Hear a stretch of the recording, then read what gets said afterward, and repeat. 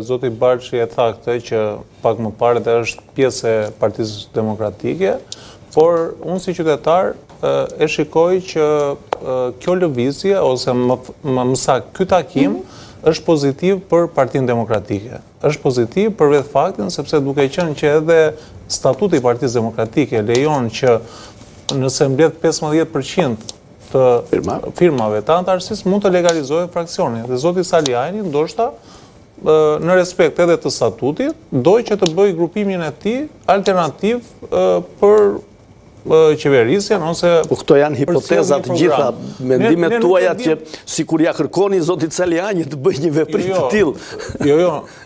Jo për të ashtu, po mendoj që të shkojnë drejt kësaj rruge në mënyrë që ai të jetë një alternativë për Partinë Demokratike në të ardhmen dhe për të bërë kryetar i Partisë Demokratike, duke qenë se aty nuk po e merr guximin pjesë antarët e kryesisë apo ata të cilët janë më afër zotit Berisha nuk e marrin dot guximin për shkak edhe të mirënjohjes që kanë për shkak të marrëdhënies së punës dhe marrëdhënies njerëzore që kanë krijuar. Zoti Saliani ndoshta është dhe i qef mbetur për shkak edhe të një reagimi edhe për shkak të një edhe për shkak sepse ka menduar që futja e tij në burg do të kishte një mbrojtje të paktën publike më të fortë nga ana e Partisë Demokratike, gjë që nuk e ka bërë dhe unë si qytetar e mendoja që jam dakord fare në këtë drejtim.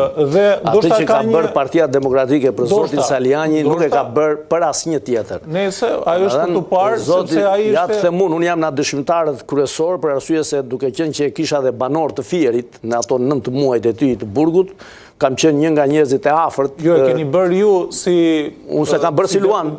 Jo zotri. Përveç se dy deklaratave që ka dhënë në media. Po pse të duket gjë e vogël ti deklaratat e zotit Berisha dhe duke e përmendur edhe në ndërkombëtarisht Ervin Saliani si emër si dënuar politik dhe po ta zbresim poshtë. Zoti Berisha ka vajte ka vizituar në burg zotin Saliani, pa ka treguar një respekt edhe personalisht për të. Pra në këtë drejtim zoti Saliani nuk ka absolutisht asnjë ankesë dhe nuk duhet ketë për atë çfarë ka bërë Partia Demokratike për të dhe e meritonte që ta bënim.